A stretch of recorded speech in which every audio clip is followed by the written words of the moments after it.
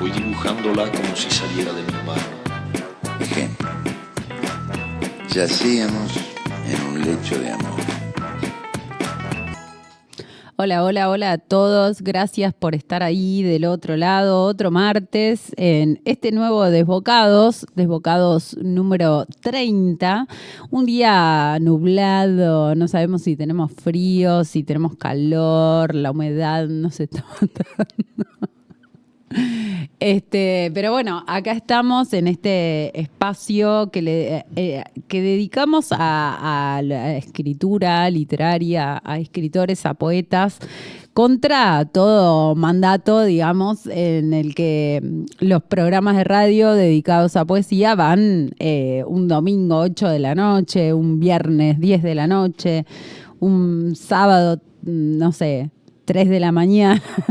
Y acá estamos acompañándolos mientras van y vienen haciendo sus actividades o mientras están preparando el almuerzo o ahí estando, dando un poco la palabra, tendiendo la palabra hacia otros territorios.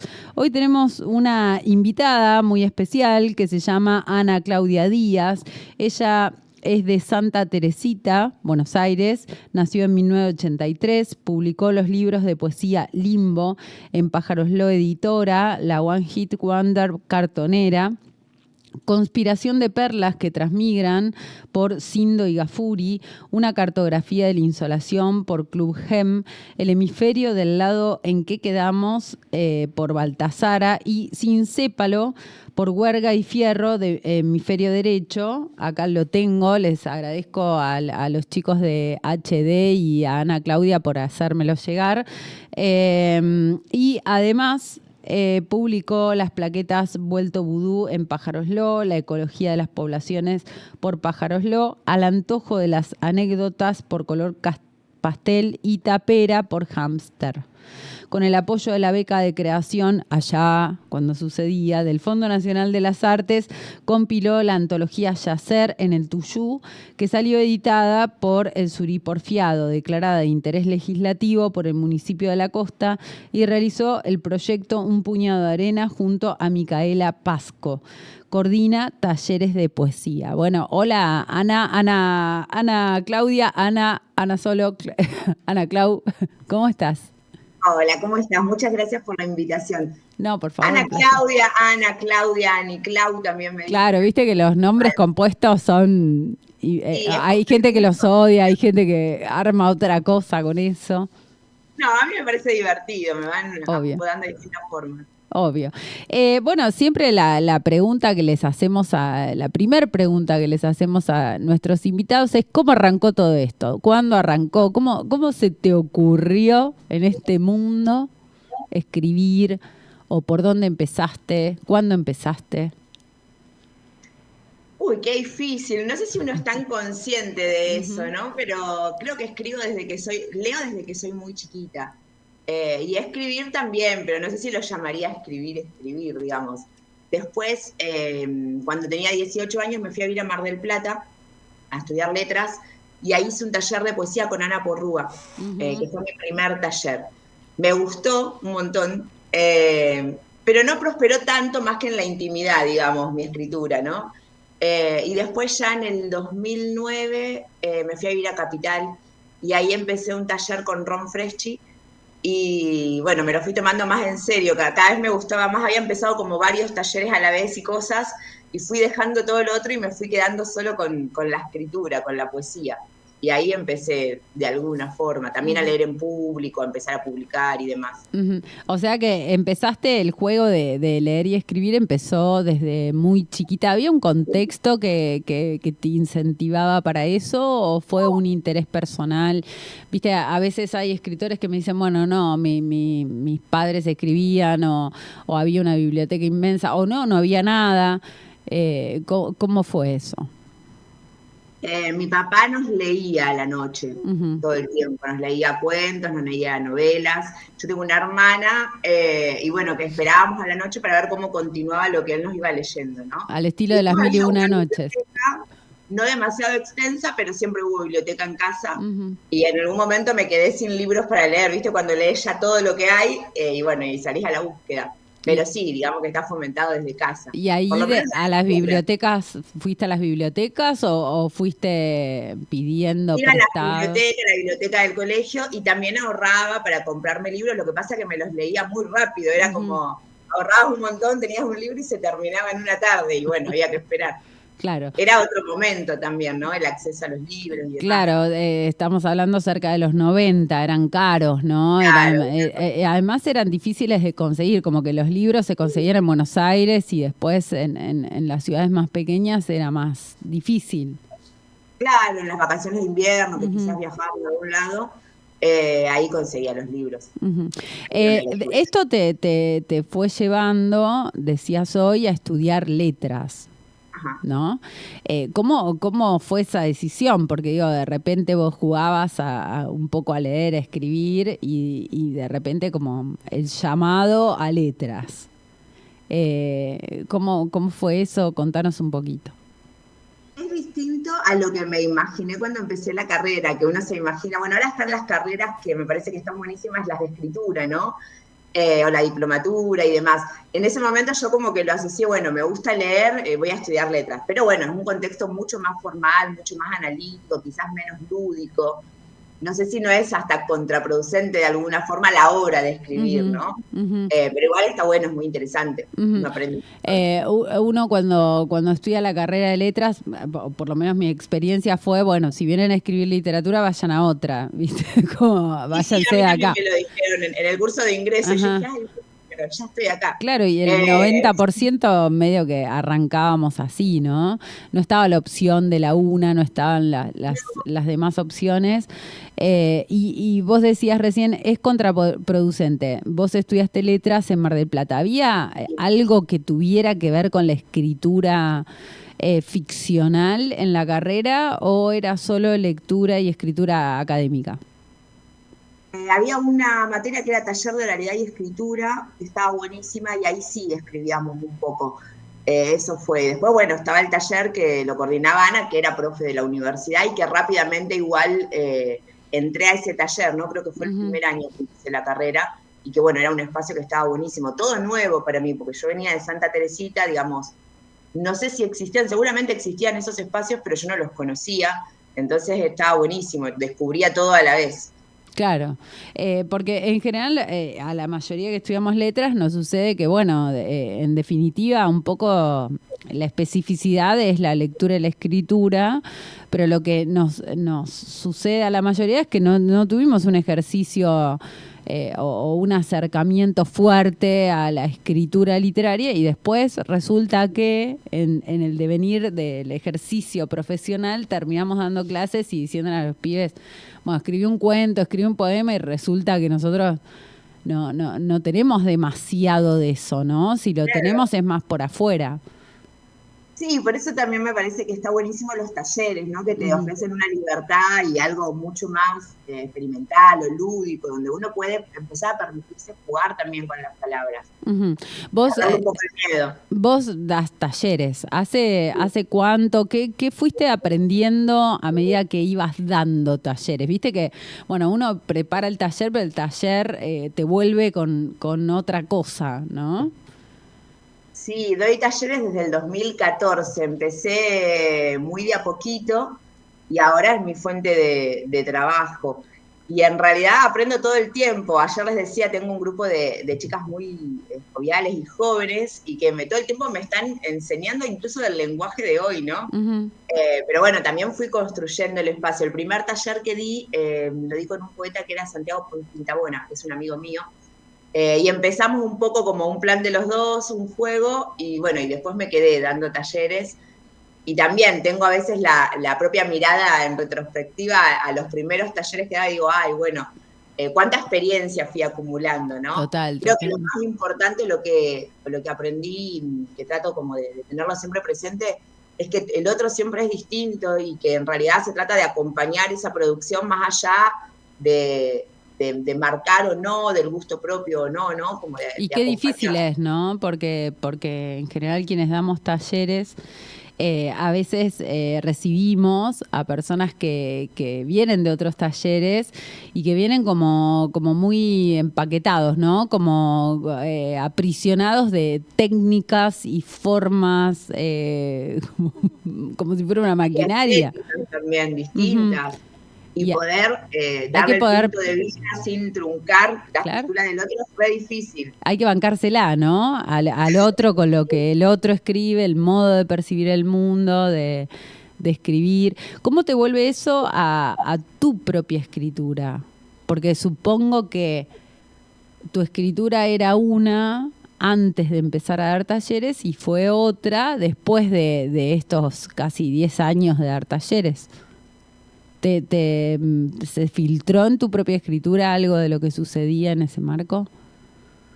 No sé si se filtró, no creo. Quizás lo que hizo con mi propia escritura es como pausarla más de a ratos, porque uno está como muy abocado al taller, a darle una idea al otro, y hay como, yo siempre digo como que tenemos una perdurabilidad de ideas, ¿no? Si las volcamos en un lugar, después no las tenemos quizás para el otro. Entonces me parece que, o por lo menos en mí, tengo que aprender a como tamizar, digamos, como poder hacer el tiempo para la propia escritura y que no se vaya solamente en las devoluciones o en el tiempo que uno le dedica a lo otro.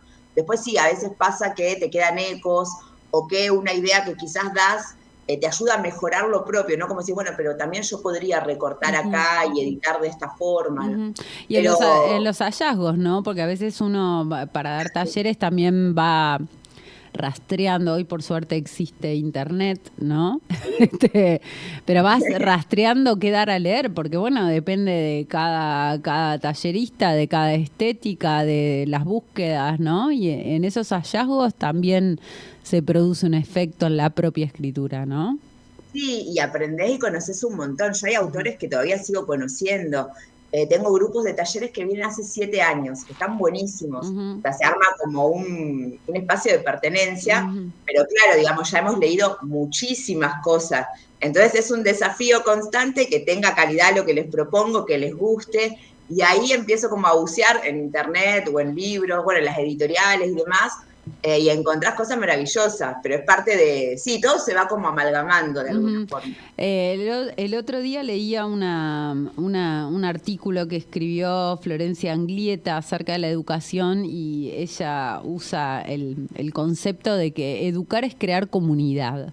Vos recién decías, hace 7 años vienen al taller, ¿no? Y se creó ahí. ¿Qué pasa con la comunidad de taller? ¿Viste que se transforma en una especie de clan? O sea, todos para acá, todos para allá, nadie puede faltar y si faltan lo reta el grupo, ¿no? De compañeros. O ¿por qué no viniste? O ¿qué te pasa? O ¿te ayudo con esto? ¿No? Hay como una cercanía fuerte que no sucede en otros ámbitos educativos. Sí, yo creo que bueno, depende del grupo. A veces pasa eso y a veces no, ¿viste? A veces también no se llega como a armar un grupo de confianza. Creo que también es mucha la intimidad que se maneja, la confianza del espacio. Y a mí me sorprende eso, ¿no? Como que año tras año abro el taller y bueno, y siguen todos y sigue el mismo grupo. Pero bueno, a mí me gusta que el espacio sea como súper libre, siempre comento que vayan, consulten otros talleres, que hagan otros talleres, incluso que den talleres. Y después si alguien falta, grabo la clase, que eso también desde la pandemia hay algo que es la virtualidad, ¿no? Que para mí está buenísimo. Los talleres, la mayoría son virtuales, salvo alguna que otra excepción que doy un taller presencial, son virtuales. Eso hace que haya gente de todos lados, que está buenísimo. Y también eso, ¿no? Faltás y grabamos el encuentro y no te lo perdés y podés subir al Drive tus textos igual y los leemos. Es súper interesante porque hay una diferencia, ¿no? Entre la presencialidad y la virtualidad. ¿Qué diferencias encontrás ahí en un taller? A mí, Dar el hay taller, mucha gente que me sigue diciendo, bueno, cuando hagas uno presencial avísame. Pero en la virtualidad yo lo que veo es como que hay menos timidez, por ejemplo. O sea, no es lo mismo cuando es un taller presencial que quizás cuesta que se presenten, salvo que sea un taller muy multitudinario, ¿no? Algo que hace 40 personas, una cosa así. Y en la virtualidad hay algo de eso que es más como que se desinhiben de alguna forma, como más cercano, no sé. Es como que funciona bien, ¿viste? No te pisás, hay como códigos que ya están establecidos y hay, bueno, mucho manejo de la tecnología, ¿no? Subir, pegar, compartir, mando un link, o sea, todo eso. Pero para mí está bueno y sobre todo quiebra la frontera geográfica, ¿no? Como que también, qué sé yo, está Juan, que es un chico que viene al taller en este grupo de hace un montón de años, que está en Colombia. Claro.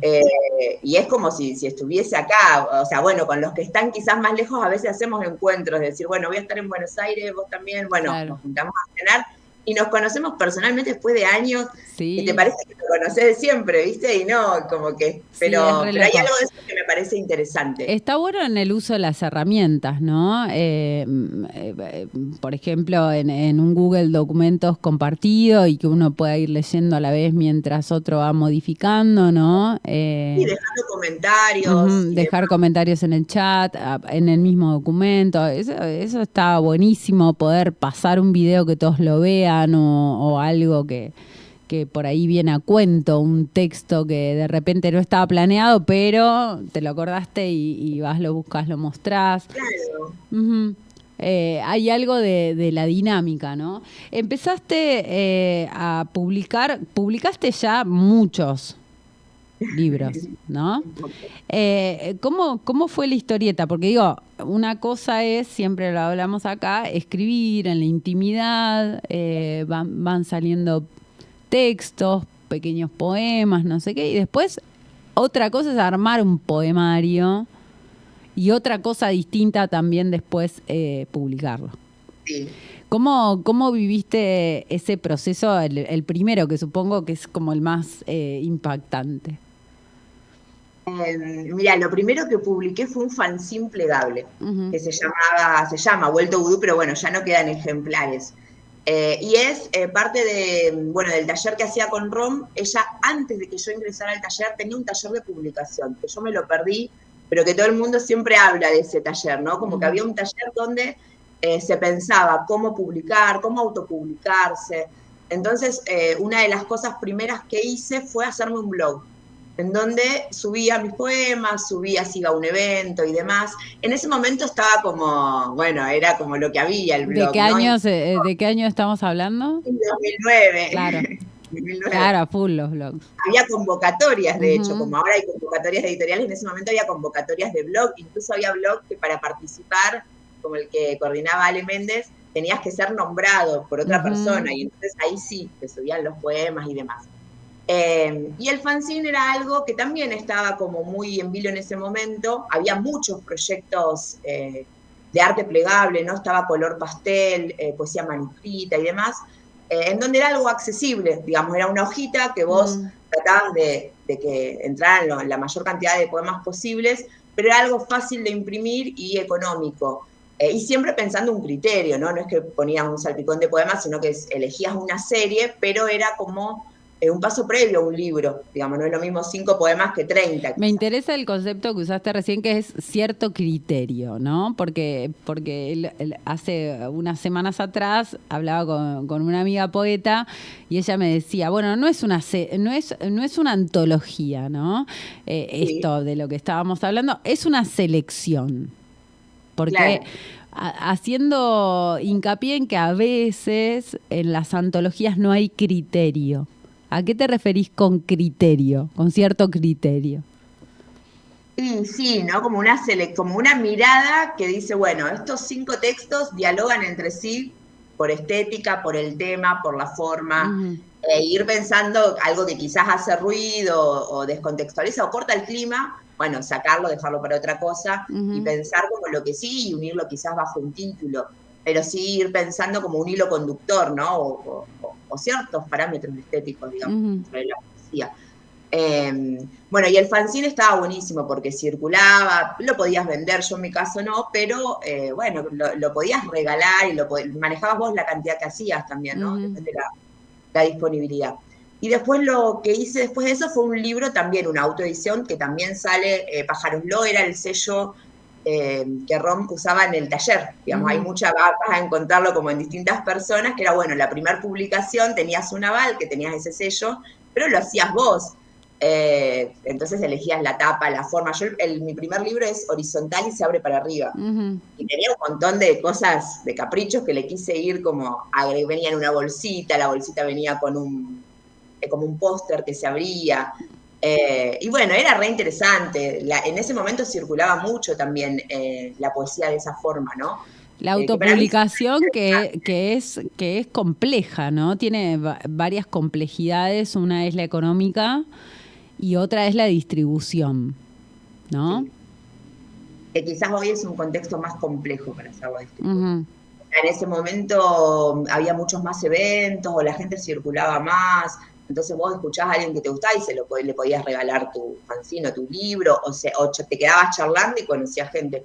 No digo que hoy no pase, pero me parece que después de la pandemia se acotó, uno elige más a qué lugares va y no fluye tanto como en ese momento, ¿no? Yo creo que llegué a ser 500 en distintas tandas, pero es un montón. Un montón. Sí, nunca lo comercialicé, nunca tuve sí tuve una pequeña presentación, pero bueno, de una forma así, muy callejera. Uh-huh. Y bueno, y después de eso sí, me gustaba la idea de tener un libro como en formato libro. Así que ahí empecé otra búsqueda y publiqué Conspiración, que salió con Cindy Gafuri, que en ese momento era una editorial que estaba recién empezando. ¿Cómo es esta historieta de conseguir editorial? Viste que hay gente que peregrina eternamente y hay gente que no. ¿Cómo fue en tu caso? Porque no es fácil, ¿no? Digo, hay veces que hay personas que quieren editar, que me cuentan, bueno, mandé, pero no me contestan, ¿no? Es habitual.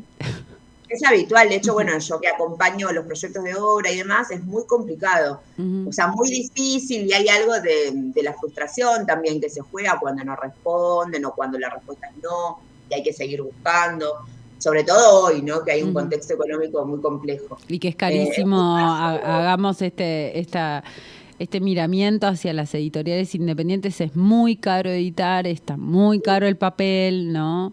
Y los libros, sobre todo, están caros para el acceso en general, entonces también es más difícil venderlos. Sí, también me parece que hay mucha demanda. También. Muchas editoriales o imprentas, ¿no? Lo que pasa es que ahí sí no hay un criterio, entonces yo siempre trato de fomentar, aunque haya que esperar, digamos, una editorial que sí se interese por tu material puntualmente y que le guste y que lo lea, y no importa después si quizás hay que colaborar económicamente o no, pero sí que haya alguien que lo elige, ¿no? Y no que sea un libro más de un montón que no esa es la cuestión, ¿viste? A mí me pasa un poco, voy a hablar de mí que no está bien, pero digo, me pasa un poco con quienes acompaño en clínica, ¿viste? En su obra. Y bueno, y es muy difícil enseñar que te tienen que elegir, o sea, lo peor que te puede pasar es imponerte, ¿no? Bueno, voy, lo pago, y nada, el libro después por ahí lo editaron, lo publicaron, pero queda encajonado, ¿no? O la editorial larga, qué sé yo, 10 poemarios nuevos en los mismos 15 días en preventa. Probablemente no haya una elección, ¿no? No, bueno, de hecho, bueno, sin nombrar quizás, hay una editorial que se instaló hace poco en Argentina que el año pasado tenía una convocatoria abierta y sacaba entre 500 y 1000 libros en el año. Y claro, de pronto yo había visto la convocatoria, siempre aliento a que se presenten y me empiezan a llegar mensajes de quedé, y yo digo, pero no puede ser que hayan quedado 20 personas. Hablo con una persona de quedé, bueno. Eso para mí no está bueno, hay que como tratar de desarticularlo, porque es un libro que no trasciende, que no hay un criterio, que no tiene un aval, y que no va a circular tampoco, porque es un negocio, ¿no?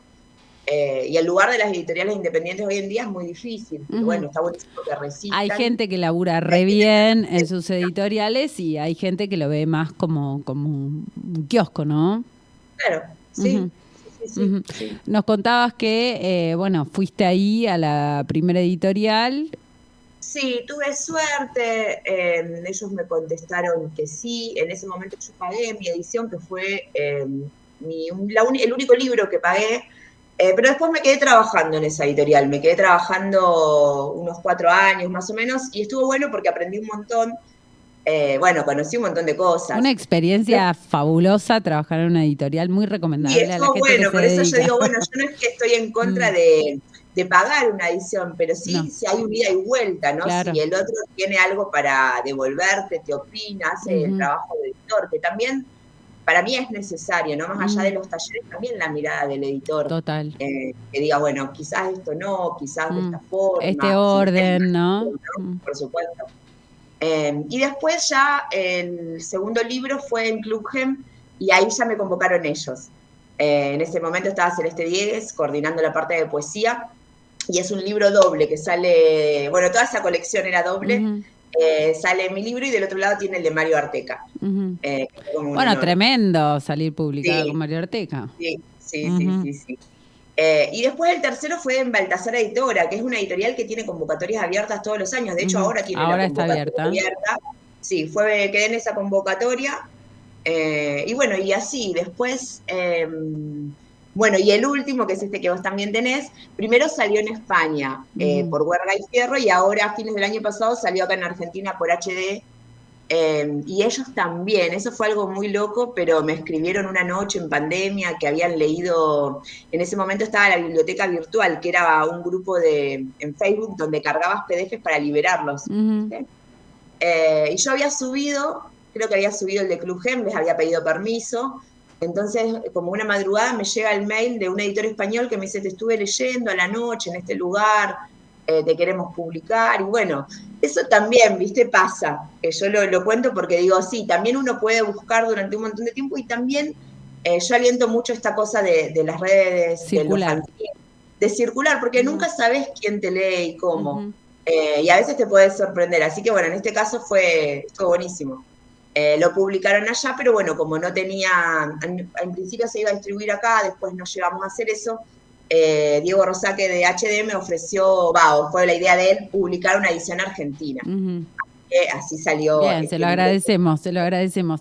De aquel primer fanzine que hiciste a este último, que ya había sido editado en España y que después fue editado en Argentina, ¿considerás que que hay cosas que permanecen en tu escritura, hay cosas que no?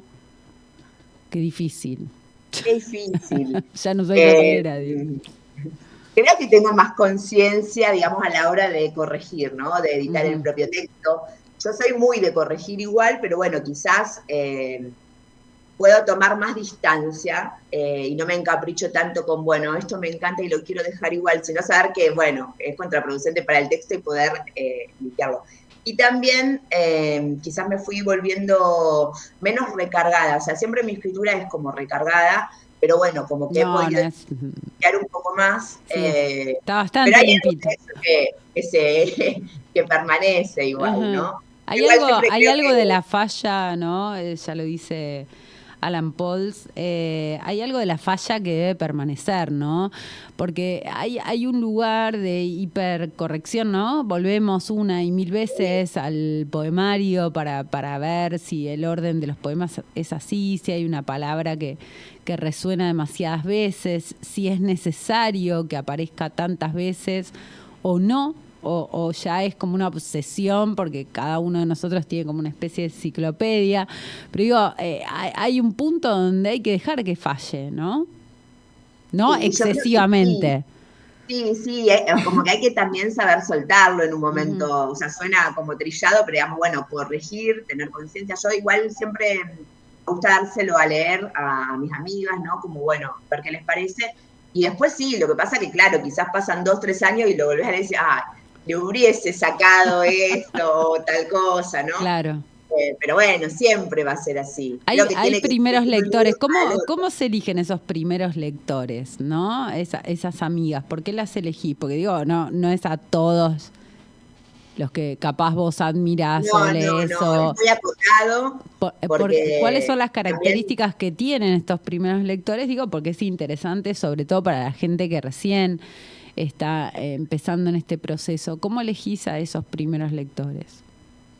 Bueno, para mí eso, primero tienen que ser poquitos, o sea, no dárselo a un montón de personas y después decir, ¿cuál decisión tomo? ¿No? Porque si no te mareás.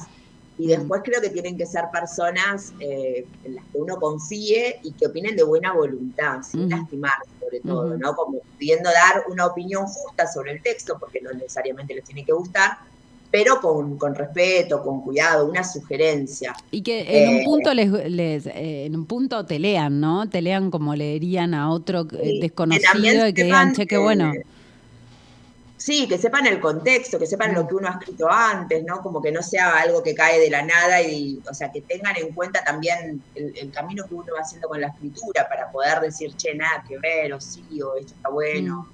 Pero bueno, es complejo. Yo tengo 2 amigas que siempre somos las 3 nos vamos pasando, y bueno, y ya son ellas, ¿no? Como que yo les digo, bueno, se los mando si tienen tiempo, pero me interesa la opinión, generalmente hago cambios después de que... Claro, digo, una cosa es el maestro a quien uno elige para hacer clínica o seguimiento de obra y qué sé yo, y otra, los primeros lectores, ¿no? Como que se necesitan... Sí, en este caso son colegas también, no es algún amigo aislado, ¿no? Pero está bueno.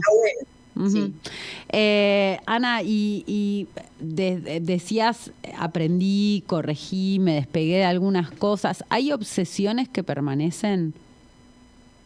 Viste que a veces escribimos y decimos otra vez lo mismo, no quiero escribir más de esto, ¿no? Bueno, el mar, por ejemplo. Yo soy de la costa y en algún momento hasta había hecho el ejercicio de dejar de escribir algo celeste, mar, azul, o sea, y después dije, ay, no, bueno, no voy a hacer el ejercicio, lo voy a seguir usando, ¿no? Porque me repito otra vez el paisaje. Bueno, pero eso es como la poesía litoraleña, ¿no? Como eliminar el río. Después decís, bueno, lo tomo, en vez de expulsarlo, me lo apropio directamente. Y quizá algunas muletillas, ¿no? Pensaba antes cuando te escuchaba, había un libro en donde yo decía 64 veces la palabra como. En el libro, ¿no? Creo que era una cosa así muy exagerada, entonces las saqué, pero claro, me quedó raro, lo publiqué así y ahora cuando yo leo en público las agrego porque me faltan, ¿viste? Como que no es directamente la imagen. Claro. Bueno, la comparación es algo que está siempre en mi poesía, digamos, lo uso siempre. Sí. Es muy difícil evadir la comparación. Recién hablabas de leer en público y corregir mientras se lee. ¿Lees textos antes de ser publicados, editados en público? Digo, me refiero antes de que pasen al libro, ¿o los lees una vez que ya han sido publicados? Generalmente cuando ya fueron publicados. Antes quizás sí, porque también no tenía tanto material, entonces quizás, bueno, el libro tenía un tiempo y decía, otra vez voy a leer lo mismo.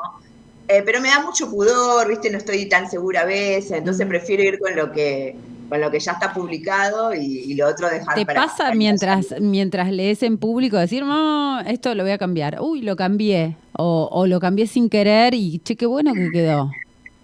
Lo corto, a veces se me hace muy largo y corto el poema en la mitad o paso directamente al párrafo. Y a veces sí, pero sin querer, cambias una palabra, ¿viste? Decís, bueno, perfectamente podría ir, o sea, pasa, ¿no? Pero sí, a veces me parece muy extenso. También, viste que cuando uno lee en público hay un clima, y a veces vos te imaginás que va a ser uno y es otro. Entonces yo digo, no, quizás estoy aburriendo y cambio, ¿no? Generalmente llevo 2 lecturas programadas. O sea, una y después veo el ambiente o quién leyó antes o después. Sí, y hay algo como que se arma, le mando un beso grande a Beto. Beto siempre dice, bueno, voy a ver qué voy a leer acá, ¿no? Ahora elijo qué leo. Porque también depende mucho qué leyeron los otros, quiénes son. Como que vos podés ir con capaz 15 poemas que tenés más o menos que podrías llegar a leer, pero después hay algo en esa situación, en ese escenario, en ese contexto que hace que leas uno u otro. Sí, o que leas menos de lo que te imaginaste que ibas a leer. También a veces hay gente que escribe cosas muy graciosas y mi poesía no es graciosa. Y entonces digo, ay, no sé cómo seguir después de esto. Claro. O sea, bueno, lo que más gracia tenga, ¿no? Pero bueno, es muy difícil. Es muy difícil. Hablábamos de estas... me llama la atención porque cuando yo te digo, bueno, desde el primer fanzine al último, y casi siempre te parás como la corrección. Bueno, tenía no sé cuántas palabras, cuántas veces como, o me costaba corregir o no, Porque bueno, uno también tiene la práctica de acompañar a otros, de ver que el poema nunca está terminado. ¿Cuándo se suelta el poema? ¿En qué momento decís, bueno, ya? Y es muy bueno, como acompañadora, digamos, bueno, hay gente que sigue y sigue y sigue, viene al taller y lo trae completamente, y dice, yo, ay, no, bueno, vamos años, pero está muy bien. En lo personal, creo que le doy varias vueltas, lo pruebo de todas las maneras posibles y en un momento digo, bueno, es esta, ¿no? Esta es la última versión. Porque si no, sí, capaz lo sigo dejando 2 o 3 meses y lo podés como ajustar. Pero no siempre, igual a veces es lo que pide el texto. Yo tengo algunos poemas que no los he corregido casi. O sea, sí los leo, los trabajo, pero no obsesivamente, ¿no? Como que decís, no, salió y quedó así. Hay un riesgo, ¿no? Que es torcer tanto en la corrección del poema que pase a ser como un artificio. Claro, que pierda la esencia. Esto que Tapera, que llegó a ser un pequeño fanzine, bueno, está digitalizado, sale de un taller que hago con Gabriela Cabezón Cámara, que era de narrativa, en el que yo escribí poesía. Y digamos, si bien lo corregí, no lo corregí demasiado, salió como una consigna que dio ella, sí después le volqué lo mío y la conciencia a la hora de revisarlo, pero después quedó, o sea, como que dije, bueno, esto salió y es así, ¿no? Si era sobre el Martín Fierro y demás, si lo tuneo mucho va a perder la esencia del lugar desde donde lo escribí. A la hora de escribir, bueno, podríamos hablar 20 horas de qué es escribir, cuándo se empieza a escribir, ¿no? ¿Dónde empieza la escritura? Pero digo, a la hora de sentarte a escribir, ¿lo haces a diario? ¿Lo haces cuando ocurre, cuando sucede, cuando viene a vos? ¿Invocás a la escritura? Es muy complejo. Cuando hacía taller, que fue hace muchos años, sí, todas las semanas tenía como, me sentaba a escribir una cantidad de horas. Ahora me cuesta encontrar ese espacio, lo trato de sostener, como decir, bueno, tal día me lo dejo para mí, para escribir. Generalmente me sirve más a la mañana, antes era de noche, a la madrugada, ahora es como, bueno, me siento que estoy más lúcida a la mañana. Pero bueno, no es que lo hago todos los días, digamos. Tengo que ir proponiéndome a mí misma el espacio y encontrarme en ese momento. Y después sí, lo que pasa es que está bueno construir un hábito porque no es que te sentás y escribís, ¿no? Capaz te sentás y no escribís nada, pero bueno, es parte del proceso. Pero ¿y qué haces cuando no escribís? Digo, te ocupaste la mañana para decir, bueno, voy a escribir, pero la escritura no ocurre todo lo que lo bordea, ¿no? ¿Qué haces? ¿Lees? Sí, miro ¿Anotás? cosas viejas escritas, capaz le cambio una palabra, anotaciones sueltas, capaz anotás algo, pero no llegás a escribir un poema, en el caso mío que escribo poemas. Pero bueno, melodías la palabra, la poesía de alguna forma. Ese es un oficio, ¿no? Fascinante porque cada uno lo va encontrando de una manera muy singular. Lo que tiene la poesía es que ¿quién era que lo dice? May Sarton, creo que lo dice, uno no puede decir el año que viene voy a escribir un poema, ¿no? Como que no se puede planear. En cambio, la narrativa, hay un punto donde vas craneando y podés intentarlo, porque hay algo como más de la lógica, ¿no? Que sucede ahí. Frente al vacío de la escritura. Viste que hay gente que dice, tengo blancos. Hay gente que dice, no son blancos. ¿Vos cómo llamarías a esos momentos donde no escribís? Donde pasa una semana, un mes, un año, medio, no sé. No sé cómo lo llamaría, silencio. También pienso que, o por lo menos a mí me pasa que el caudal de lo que uno tiene para decir va como fluctuando, ¿no? Entonces yo digo, bueno, claro, cuando empecé, un montón. Claro. Y después, digamos, escribí, bueno, yo aparte escribo textos largos, viste, versos largos. Digo, sí, bueno, cuando me preocupo, no por la propia escritura, digo, pero dije un montón de cosas y está bien que me autoconvenzo, ¿no? Pero que en la cantidad de años no todo el tiempo tenga 4 poemas por semana, ¿no? Entonces yo, bueno, a veces es silencio, pero sí creo que igual va trabajando como en la cabeza, ¿no? Como ya hay algo de que si bien uno no lo está escribiendo, lo va como procesando, que después quizás en otro momento te sentás y te baja, y vos decís, sí, esto era, o sea, porque no es que no lo pensás una idea, digamos, no sé, podés estar haciendo cosas domésticas y vas igual como pensando, solo no te animás a volcarlo, ¿no? Pero sí, como un silencio o una pausa, o también hay momentos que son más para leer. Y Tu poesía empieza por la pregunta. Es una caja de Pandora esto. Tu poesía empieza por una idea que venís como pensando. O yo Sebas Guitar, por ejemplo, dice, yo primero lo escribo en la cabeza, lo corrijo en la cabeza, lo voy y después lo vuelco al papel, ¿no? En la compu, donde sea. En tu caso hay ideas, por ejemplo, una idea que te convoca y a partir de ahí empezás a escribir, o los poemas van apareciendo. ¿Cómo es el proceso? No, generalmente van apareciendo. O sea, yo trabajo mucho con las palabras, con el diccionario de sinónimos, con anotaciones de palabras que me gustan o algunas ideas sueltas. Y lo que quizás hago en el momento de escribir es anotar cosas que es como, es medio particular de explicar, pero es como si fuese una especie de trance, digamos, ¿no? Como que empiezo a editar y eso me dispara algo que sí quiero decir y entonces, y bueno, y se empieza a desencadenar el poema. Pero salvo alguna que otra vez a partir de alguna consigna o algo, si no, no es que tengo una idea, no es que digo, voy a escribir sobre esto, ¿no? Quizás sí algo me parece interesante, digo, lo tomo, podría ser algo para sumar, pero no sé escribir en la cabeza, no uso cuadernos, por ejemplo, tampoco, siempre en la compu y como editando, ¿no? Y no escribís de uno un poemario, digamos, sino que el poemario va armándose de retazos de pequeños poemas que de repente descubrís que tenés un archivo o tenés varios archivos que podrían ir hablando de lo mismo. Claro, generalmente es así. O sea, después en un momento digo, tengo 90 poemas. Bueno, armo un libro y qué dejo afuera y qué dejo adentro. ¿Cómo se ordena? Vos escribís en la compu, ¿no? Te voy a hacer una pregunta que todos me preguntan y me dicen, no puedo ordenar los archivos. ¿Cómo los ordenas vos? Viste que el poema primero tiene, capaz lo guardaste con un nombre, pero después resulta que tiene otro, pero después hiciste 15 versiones del poema. ¿Cómo se va a guardar? Y es muy difícil, no sé si lo sé. Generalmente no tiro nada por si me arrepiento y quiero volver a una versión anterior. Y voy guardando con la última fecha, ¿no? Como bueno, y siempre trabajo sobre el último. Salvo que diga, no, vuelvo al primero, pero si no, generalmente trabajo sobre el último. Sí me pasa que quizás en varios libros puede haber frases iguales. O sea, porque capaz que este poema hoy es un poema, pero mañana lo fragmenté y este pedazo entró en otro.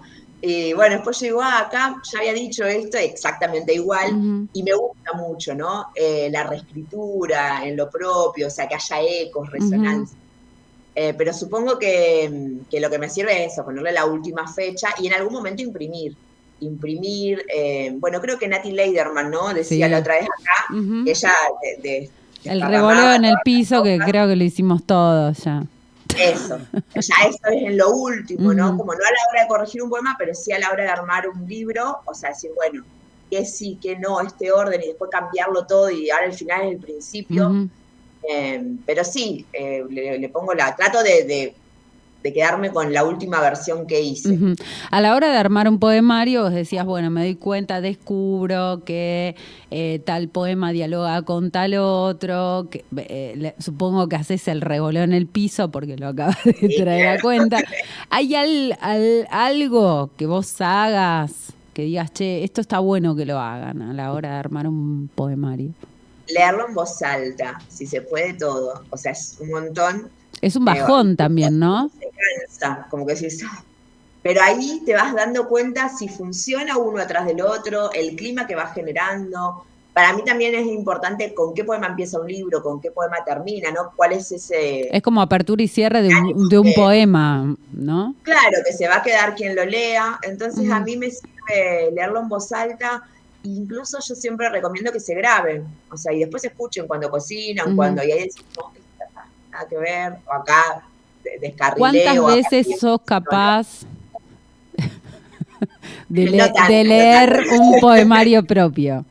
No, una vez que está publicado. No, el tuyo No. lo estás armando y decís, bueno, lo leo a ver cómo suena, lo leo para ver qué clima. ¿Cuántas veces sos capaz de hacerlo a eso? Y las necesarias, no sabría decir, capaz que con 2 o 3, si estás ultimando está bien, pero capaz si es algo que estás, por ejemplo, ahora estoy escribiendo un libro y lo leo para corregirlo, lo leo para mover un poema y pasarlo a otro lugar, no sé si lo leo entero, pero para mí la lectura en voz alta sirve para, ya sea marcar los versos, los espacios, y para ir viendo, ¿no? Qué clima se va generando. Ujú. ¿Llegás a Pero, algún momento de hartazgo que decís, bueno, ya? sí, te quedás sin voz también si lo lees en voz Ujú, alta. ujú. O sea, como que dices, ay, no, otra vez, bueno, otro día. Hay quienes Eh, hacen talleres, viste, que a veces se frustran porque piensan que el proceso es más breve, ¿no? Piensan que es más veloz y se frustran en el trabajo que implica la corrección, el armar el poemario, ¿no? Volver a descubrirlo, darle un tiempo de maceración. Eh, claro, creo que depende de cada uno, ¿no? Yo soy amiga de Liliana Ponce, que ahora acaba de salir la hora reunida de ella, y ella me decía, yo no corrijo. Pues yo digo, pero vos como, me dice, no, y yo trabajaba, tenía a los chicos, y iba a un kiosco y escribía mientras esperaba el café. Yo digo, claro, pero y después, me dice, no, y después lo revisaba, pero no le dedicaba tanto tiempo a corregir. Me dice, yo más o menos como lo escribo sale. Y como que cada uno tiene su receta, ¿no? De lo que Ujú. le funciona y de lo que nos hace sentir seguros Mm. también. Sí, para mí todo es válido, digamos. Todo, siempre. Bueno, no quiero, porque siempre digo lo mismo, perdón que me repita, después me retan, no leyó nada, no le diste tiempo, así que primera pregunta, ¿dónde se consigue Sincépalo o cualquiera de tus otros poemarios, cómo hacen los oyentes para hacerse de un ejemplar? Y bueno, nada, lo que quieras compartir, este tiempo de lectura es para vos. Dale.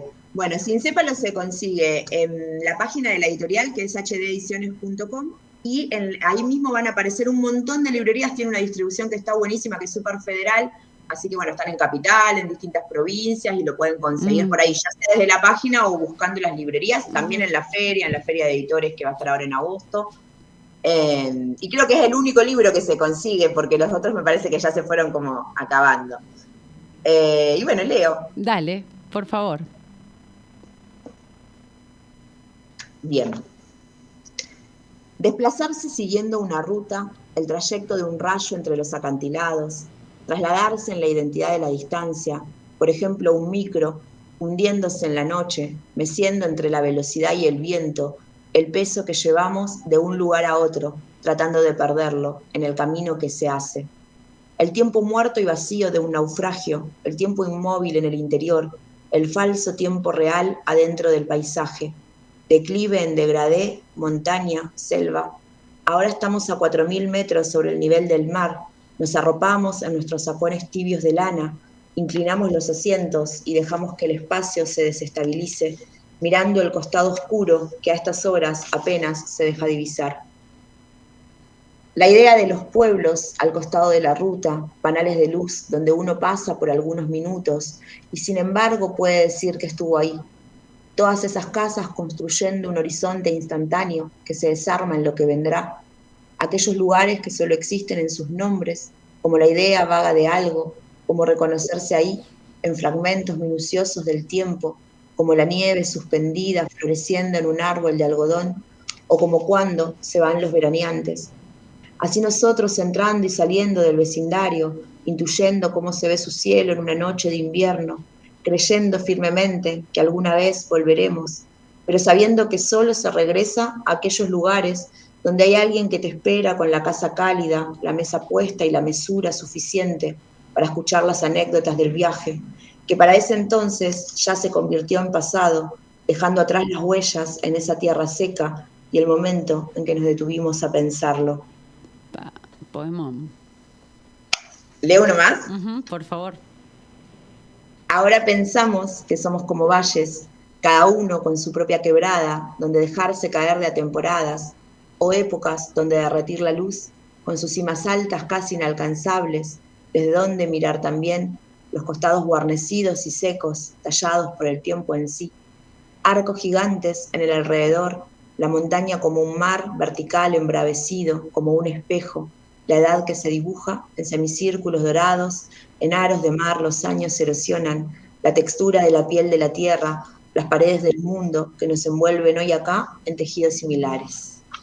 Tremendo, Ana, tremendo. Te agradezco un montón por haber pasado por acá, por esta charla, por el libro, bueno, nada, sigamos comunicándonos. Un placer haber charlado con vos y bueno, ojalá en algún momento nos crucemos en alguna lectura.